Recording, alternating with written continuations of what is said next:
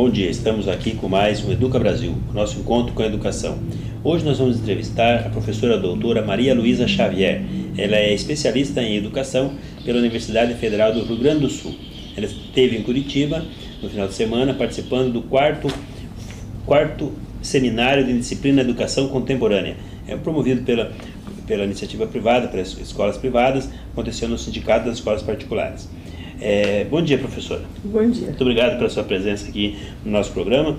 E nós vamos falar de um assunto, a reinvenção da escola, né? É um assunto que muitos especialistas, né, falam que a escola precisa mudar, porque a escola é muito chata, a escola, os alunos não gostam da escola, né? Outros dizem, mas também como é que vai gostar? A escola é muito pior do que um shopping, né? Do que um parque de diversões.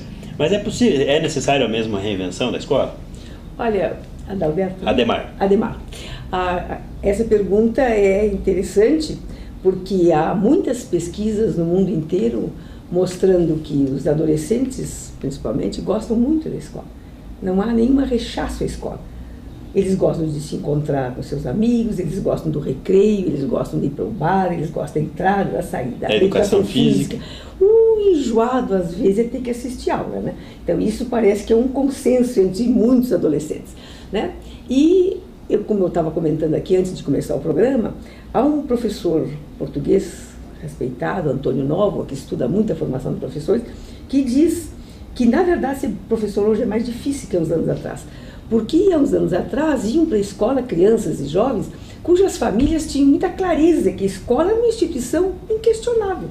Uma instituição que sabia o que fazia e que não se perguntava se estava certo ou errado. Eu me lembro da minha mãe, que era uma mulher inteligente, enfim, numa cidade do interior, onde eu estudei, em Bagé, no Rio Grande do Sul, e que ela nunca foi à escola minha perguntar ou questionar o que eu estava estudando. Proposta pedagógica. A proposta pedagógica. E eu até me lembro, tentando retomar o que eu estudei quando mocinha, havia muita bobagem que se estudava, muita perda de tempo. Agora, aquilo nunca foi posto em questão porque não era coisa questionável, a escola era dada, era assim. Isso não é mais a situação de hoje. O que diz o Nova? Hoje estão na escola, além das crianças cujas famílias têm essa mesma visão, a escola é uma coisa indispensável, estão crianças que estão lá porque o conselho tutelar não deixa sair. Né? Estão lá crianças que, se forem, a família perde a Bolsa Família. Né? Estão lá crianças cujas mães trabalham 3 turnos e que não têm onde ficar, e a escola é um lugar onde tem merenda, onde tem uma certa segurança. Vão para lá jovens que não têm onde se encontrar.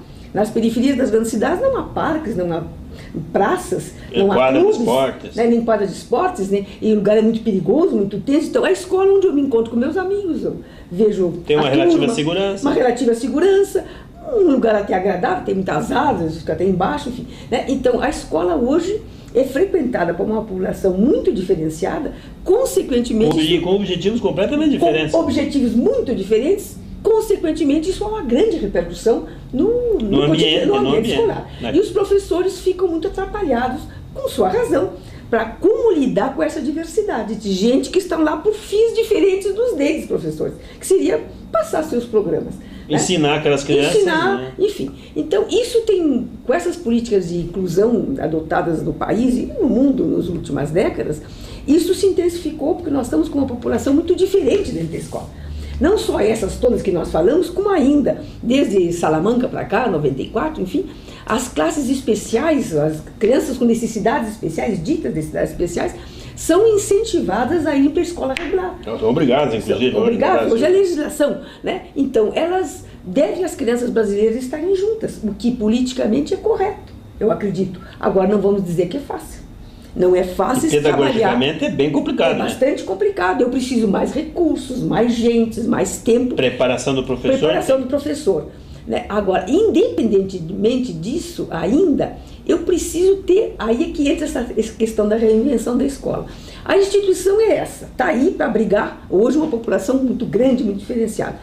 Agora, esta população é diferente dos anos atrás, e a escola é uma instituição que mais ou menos se mantém como foi criada há 200 ou 300 anos na Europa. Quando o capitalismo era inicial, a Revolução Industrial se iniciava, quando se estava se dando os processos de urbanização, as populações feudais vindo para a cidade, quando se estava formando os estados-nação, que precisavam de uma língua comum. Então, as necessidades da escola no seu início não são as de hoje. Então, é nesse sentido, não é reformular a escola para se tornar diferenciada, não, ela precisa se adequar A essa realidade. Ao momento que se vive, aos diferentes momentos que se vive, porque essas escolas na periferia de Curitiba não são as mesmas necessidades que as escolas centrais de Curitiba, nem as escolas centrais de Porto Alegre. Seguramente. Né? Então, são diferentes realidades que precisam manter essa instituição funcionando, atendendo uma população muito diferenciada. Então, é essa reinvenção que eu preciso fazer, não está pronto em livro nenhum, só quem vai poder fazer é o coletivo de professores, do ponto de vista, com espaço para discutir, pensar, inventar maneiras de fazer isso de uma forma mais que funcione, mais produtiva, mais agradável para todos, para que não adoeçam nem crianças nem professores. Né? Nós estamos conversando com a professora Maria Luísa Xavier, ela veio de Porto Alegre participar aqui de um seminário de disciplina na educação contemporânea. Estamos abordando aqui essa questão da reinvenção da escola. Eu interrompi, quero fazer uma pergunta para a senhora, mas a escola tem que fazer esse papel na sociedade? Esse papel é tão abrangente de você ter que atender tantas pessoas com tantos objetivos diferentes? É a escola que tem que fazer isso? Professor. Por exemplo, outros problemas também, né, que nós temos na escola. Hoje, todas as ações, ou toda a educação que seria da família, educação sexual, educação alimentar, educação para a cidadania, educação de valores para o trânsito, isso há 50 anos atrás não era papel da escola, Exato. Era papel da família. Isso virou tema transversal na proposta pedagógica, né? Mas isso é papel? Tem que ser na escola ou não tem outro jeito mesmo? Olha, professor, o que eu vou lhe dizer?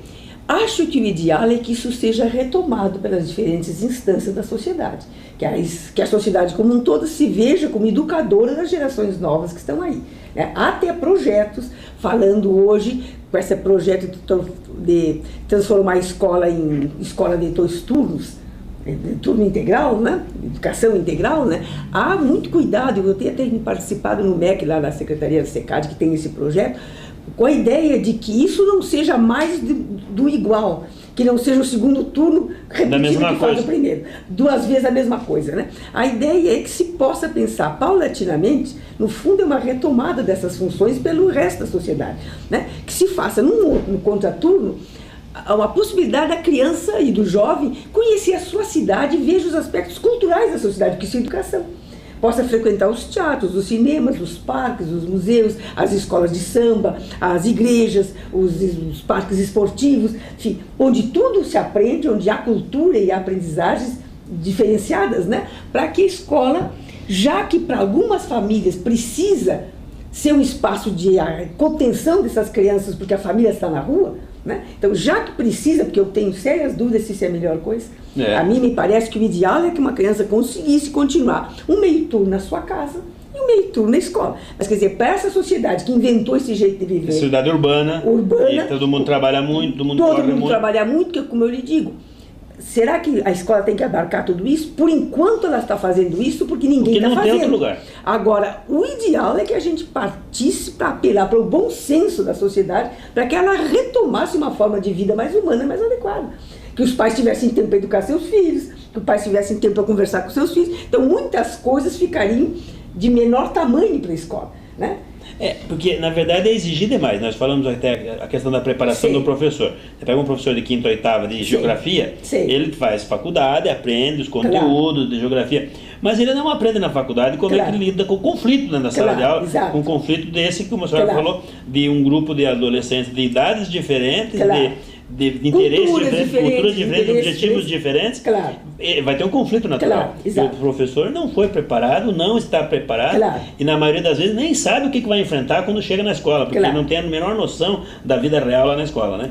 Então, mas e como é que faz? Na verdade, vira uma guerra só, é isso. Olha, às vezes vira uma guerra, tem alguns com uma certa habilidade que bastante fica doente.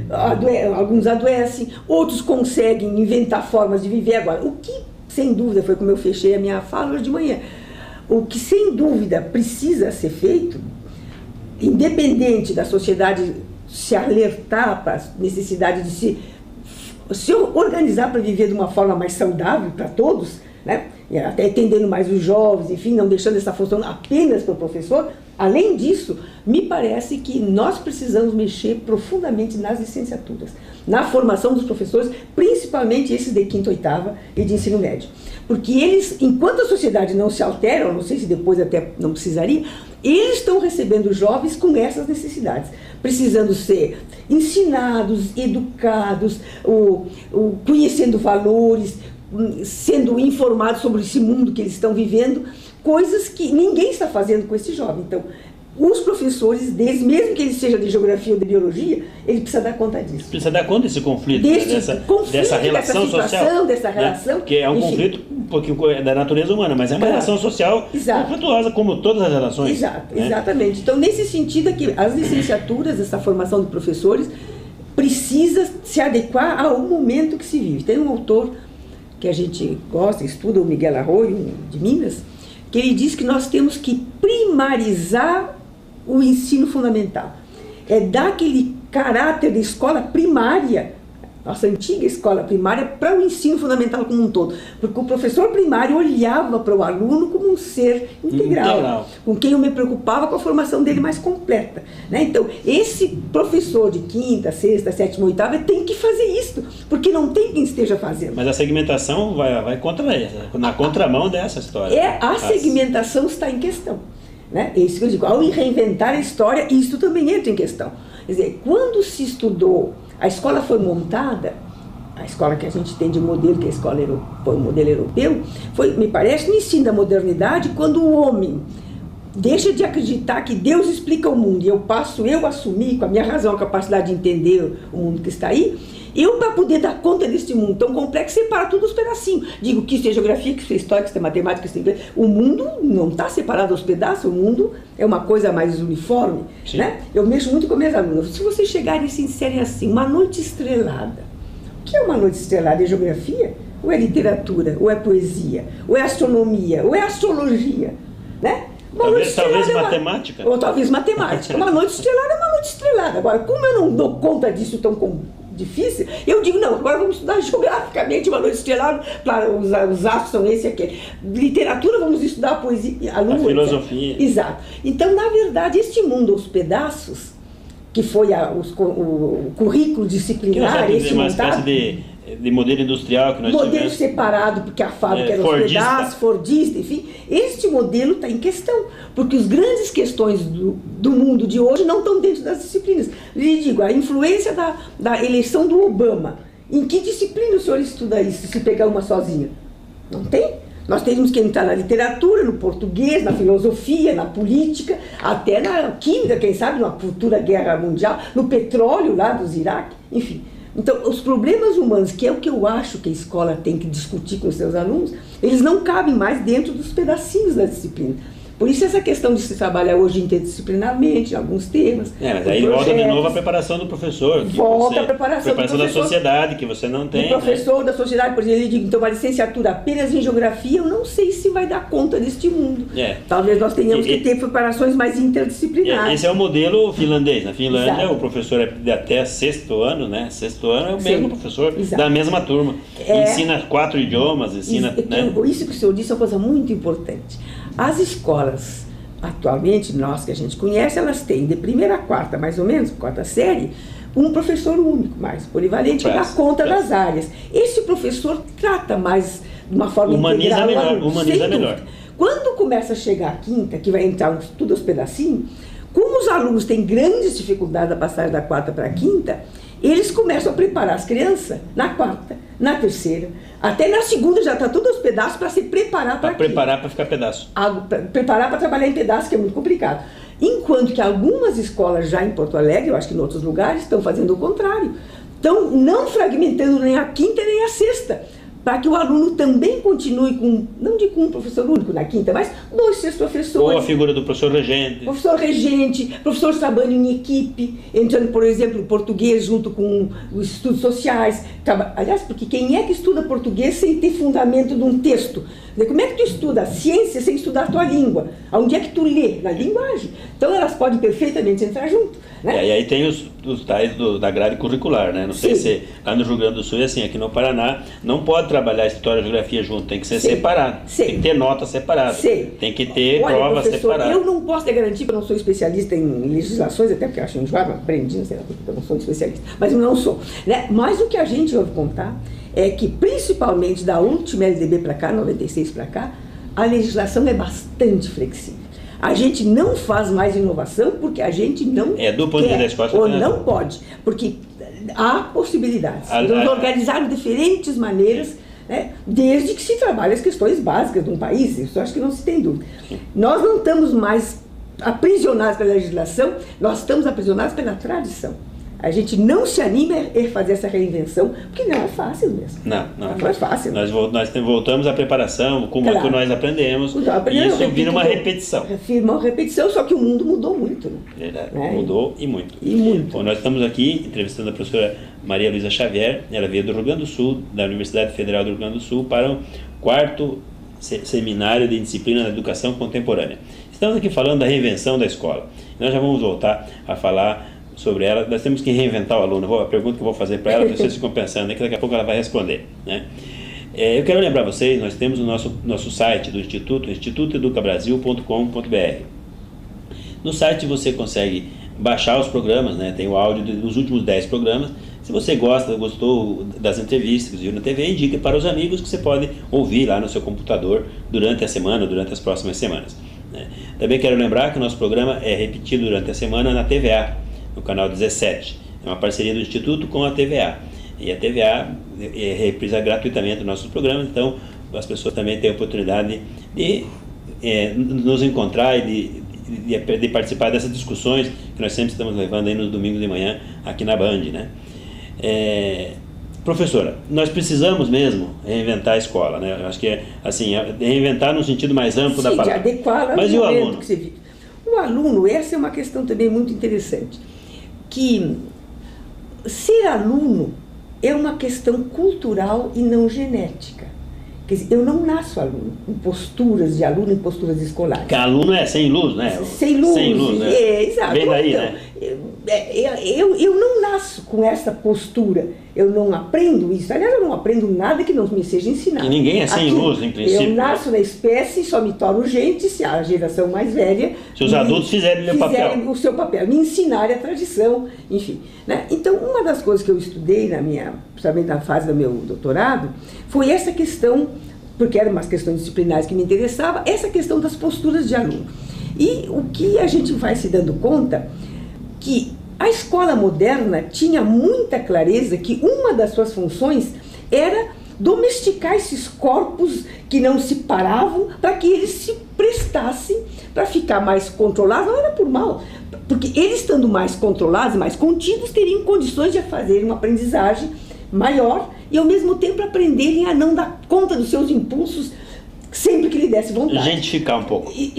Exatamente. Então tem uma frase que eu usei, que eu, claro, tirei da pedagogia do Kant, do filósofo, né? Que ele diz o seguinte: as crianças são mandadas cedo à escola não para que aprendam aprendam necessariamente as coisas que se lhes ensina. Eles são mandados cedo à escola para aprenderem a ficar sentados tranquilamente, obedecendo os adultos, para que no futuro eles aprendam a se controlar e não façam tudo que lhes der na cabeça. Então, a escola moderna tinha esta base. E quando você fala escola moderna, nós estamos falando da escola da década de 30. Não, a escola de 200 anos de 200 anos da modernidade para cá. A nossa, digamos, eu chamaria de contemporânea. Né? Então, esta escola tradicional, enfim, tinha esta função. Então, se dizia, não, senhor, não é assim que um aluno se porta. Não, se ele não fala todos ao mesmo tempo, um de cada vez, não, entre em fila, não se arrasta os pés. Enfim, há uma série de ensinamentos que eram, durante 200, 300 séculos, se fez ensinando posturas escolares. Como é que eu pego o lápis, como é que eu sento, como é que eu falo com a professora, como é que se alimenta, como é que eu me alimento, enfim. Tudo foi ensinado. Nós, os progressistas, de uns 20 anos para cá, começamos a ficar indignados com essa opressão da geração adulta em cima do pequeno, fazendo ele ficar submisso. Tem até aquelas imagens do Pink Floyd lá, claro, né? Passando no moedor de carne, né? Exato, passando no moedor. Como é que se chama? O Maravilha do... tempos modernos, do Chaplin, mostrando os operários tudo formatado. Quer dizer, não é isso. Eu quero um indivíduo criativo, mais livre, crítico, capaz de ter posições nessa sociedade. Claro, eu quero isso. Só que, então, eu deixei de formatar o aluno antigo. Não é mais, não digo para ele não se portar mal, eu não ensino mais aquilo do Kant, né? Mas me esqueci de ensinar um novo jeito. Não só me esqueci de ensinar, como eu nem sei bem qual é. Qual é o jeito que eu me esqueci de criar um novo jeito, que eu só vou fazer no coletivo, dos meus professores. Gente, o que é um aluno para a escola contemporânea, para a escola democrática? É o sujeito que fala, mas não fala por cima do outro. É o que fala, mas respeita a opinião do fulano, quer dizer, me parece que é isso. Mas é o sujeito que fala e retruca o professor, e isso não é falta de respeito. Não é falta de respeito, é esperado que aconteça. Agora, ele vai falar na hora certa, ele vai falar, mas ele não vai ofender o professor. Agora o professor também não vai ofender ele, né? Enfim, então, este aluno contemporâneo, ele não tem nem ainda a sua forma definida. E também não é possível ter um padrão se você quer ter pessoas críticas, criativas, e você não vai ter padrão. Não tem padrão, e por isso que me parece que são discussões a serem feitas nas escolas, com o grupo de professores, com as crianças e os jovens, né? Para nós combinarmos como se vive de uma forma saudável, em que você tenha liberdade, com educação, com respeito, educação. As normas todas serão que ser provisórias e históricas, porque o que vale para hoje, possivelmente daqui a 2, 3 meses, eu terei que rever. Ou talvez por um ano vale essas normas para essa turma, para esse grupo. Exatamente. Então, quer dizer, este aluno contemporâneo, ele precisa ser moldado como o aluno moderno esse ano foi, né? E é isso uma das coisas que não está acontecendo. E aí, professor, como eu também, todo mundo estuda isso, quer dizer, eu escrevia isto a partir daquele estudo do Freud, do mal-estar do homem na civilização, quer dizer, que ele chama a atenção, e o Norbert Elias é outro que estuda o processo civilizatório e diz a mesma coisa, quer dizer, o homem nasce na espécie, mas só se humaniza pela geração adulta. E ser civilizado não é pacífico, e nem tranquilo. Ser civilizado ele não aceita natural, não é natural. Não é natural. Então não é natural um aluno ser disciplinado. Ficar quieto e não falar, e não dar no outro. Não é natural. Agora, se eu não fizer ele aprender isso, a espécie não sobrevive, que a gente se come uns aos outros. Né? Por qualquer coisa. Por qualquer coisa. Então eu preciso admitir que ser civilizado é uma necessidade dolorosa. Né? Então, que dá trabalho. E que dá trabalho. Para os adultos, especialmente. Para os adultos. E como dá trabalho e é dolorosa, eu só vou conseguir com o meu aluno negociando. Então, eu preciso negociar com ele. Porque a palavra de ordem agora é democracia, liberdade, criatividade. Exato. Porque a força eu não consigo, porque ele não faz. E até nem pode mais. Nem pode, nem que eu queira eu não consigo, né? Então, eu tenho que negociar. Qual é a forma que nós vamos trabalhar nessa sala de aula para permitir que a gente aprenda, se respeite, enfim. Quer dizer, então, não é ser contra a disciplina. Eu acho que a disciplina é indispensável nas relações humanas. Agora, ela é histórica, muda do momento, muda em certas circunstâncias, e ela precisa ser negociada com os usuários, digamos que seriam os alunos. Agora também, acho que a gente também não pode abdicar da autoridade da gente. Tem coisas não negociáveis. Tem coisas. Por exemplo, assistir aula todos os dias não é negociável. Tem que vir, né? Respeitar horários, enfim, de começo, enfim, a não ser um caso especial, tem que vir. Uma criança pequena atravessar a rua porque ele é muito independente, não vai atravessar não, porque ele vai ser atropelado. Isso é inegociável. Isso é inegociável. Quer dizer, então eu acho que essas discussões que os adultos precisam fazer para que seja adequada às convivências. Pois é, mas aí a gente vai ter que perguntar uma coisa para a senhora que é assim, tudo bem, e aí na questão do onde que vai os limites, porque o limite limita, né? Claro. Senão não seria limite. O que a senhora falou, não, tem coisas que são inegociáveis. Eu concordo, porque senão nós vamos vir um samba do cru doido. Nós entrevistamos aqui um psiquiatra e dizer, não, o que estraga as crianças são os adultos, porque as crianças, por natureza, é deixar que eles vão embora. Ele falou isso com muita propriedade. Mas é importante que se tenha, claro isso, né? Temos que conversar, estabelecer as nossas regras, mas é importante que tenha os limites. Sim, os limites é como... Aquilo que é inegociável para esse momento. Sim, é negociável para esse momento. E agora, o importante, eu acho que o jovem, a própria criança aceita muito bem quando ele entende a norma, né? Quando ela é justa. E quando ela é... Se ela está determinada, ela acontece para mim, acontece para o fulano, que tu é filho do professor, etc. Né? Então, eu acho que essa é uma das questões muito importantes de ser respeitado. Né? Que haja um jogo limpo, digamos. Né? Agora, e mais uma coisa, eles querem isso, né? Eles precisam. Eles querem, eles gostam. Eles precisam dessa segurança. Eles precisam dessa segurança de um lugar que eu saiba quais são as regras, né? E agora, essas é que precisam ser vistas no coletivo de adultos que precisam pôr isso na roda, ouvir, avaliar se está adequado, se não está. Agora, quais são os limites? Eu lhe digo o seguinte, nós temos atualmente um grupo de pesquisa sobre questões de disciplina, de inclusão, né, numa escola municipal de Porto Alegre, uma escola muito interessante, que, como ela atende muito bem crianças com necessidades especiais, sendo que necessidades especiais hoje eu gosto muito desse termo, porque não é mais apenas o cadeirante, o menino que não ouve, necessidades especiais tem todo aluno que tem muitas necessidades de aprendizagem. E tem muitos casos. E muitos que são multirrepetentes, alunos que vieram de uma situação do interior que a família não teve condições de estudar. Então, necessidades especiais é bem mais amplo, não é apenas aquele aluno, digamos, com um problema orgânico, enfim, né? Então, essa escola, como quer fazer um trabalho de inclusão bem feito e se esforça, né, terminou chamando para si muito aluno com essas dificuldades. O pessoal diz, olha, manda para o Gilberto Jorge, que lá o pessoal entende, sabe o que faz. Sabe o que faz. A equipe, a gente trabalha já uns 6 ou 7 anos com eles, a equipe diz assim, ai meu Deus do céu, chegou mais uma criança autista aqui, com um diagnóstico, se será ou não será. Será com diagnóstico? O que a gente vai fazer? A gente não sabe lidar com isso. E aí a pergunta sempre é essa, tem algum lugar onde ele possa ser melhor atendido do que por nós? Não.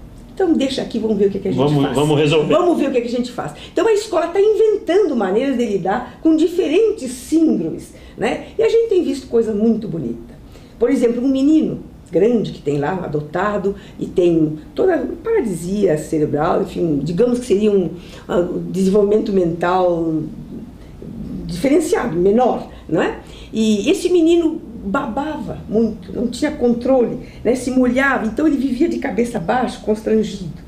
A escola, antes de ensinar para ele quem foi Pedro Álvares Cabral, investiu nele ensinando a salivar e a engolir para não se molhar. Então, esse menino, 6 meses depois, não sabia quem era Pedro Álvares Cabral, mas ele estava de cabeça levantada. Quer dizer, é um menino que levantou a cabeça na escola, né? Então, isso são outras aprendizagens que com essa população que está aí, a escola tem que Essa é a reinvenção da escola. Essa é a reinvenção por causa das necessidades da população. Né? Mas a senhora falou de novo de uma inclusão mais severa. Mas aí nós falamos da questão dos objetivos, né? Que a senhora falou no início ali, as crianças que vão para a escola porque tem merenda. É uma inclusão?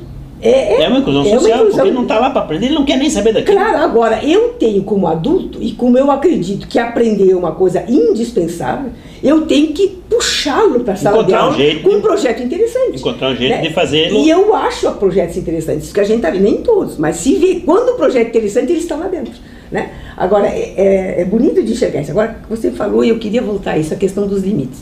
Essa escola, por exemplo, acredita muito no diálogo. Então, dá um rolo na sala de aula, porque o adolescente gosta muito de se pegar, né? Dá um rolo na sala de aula, os professores mandam falar com a direção, mas não como nas outras escolas, já para a direção de castigo. Não, não é de castigo, é para ter um espaço para conversar, né? Porque eles acreditam que conversando as pessoas se entendem. Então, dá um rolo qualquer, a professora diz, não, fulano, aqui não. Vamos ao seguinte, eu agora não posso te atender, porque eu estou com o resto da turma, vai lá conversar com a fulana, até diz, fulana, avisa, né? O fulano, esses meninos vão conversar contigo, não é de castigo. Eles estão indo porque houve um conflito, enfim. A direção tem inventado coisas, inclusive uma coisa esplêndida, uma sala de conversa. Eles chegam lá, porque ele disse que fala da minha mãe, porque eu sei que é aquelas coisas de adolescente. Eles dizem, gente, vamos fazer o seguinte, primeiro tentem vocês se acertarem, tem uma salinha aqui, vejam lá, se vocês não conseguirem, me chamem que a gente vê o que faz. Muitas vezes eles resolvem, na maioria das vezes, entre eles. Até porque eles estão com vontade de ir embora mesmo, né? Enfim, né? Eles resolvem. Outra coisa também, bonito que eu já ouvi elas fazerem. Chegam 2 caras que se pegaram no recreio, né? Não tem mais quase violência nessa escola mais, evidente, é todo esse clima, né? Mas às vezes tem, né? E eles chegam lá e elas dizem, não é negociável. A agressão física, não. Isso aqui não vale. Aqui não tem agressão física, né? Aqui a gente resolve as coisas falando. Professora, muito obrigado pela sua atenção. Não, obrigado, foi um prazer. Né? Espero que a gente converse aqui, possa suscitar questões e perguntas que a gente possa ouvir, porque a gente não tem nenhuma verdade pronta. A gente tem que ir pensando junto para fazer uma coisa melhor para os alunos e para as escolas que andam por aí. Tá, muito obrigado. Obrigado a você que está em casa e até domingo que vem com mais um Educa Brasil. Até lá.